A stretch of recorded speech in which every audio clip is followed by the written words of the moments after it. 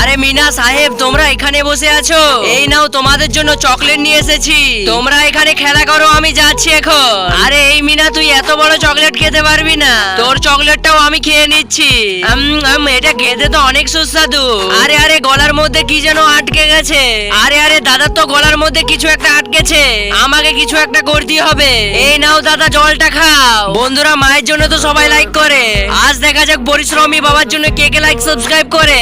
আরে মিনা, তুই না থাকলে তো আমি মারা যেতাম। এই নে মিনা, তুই এই চকলেটটা খা।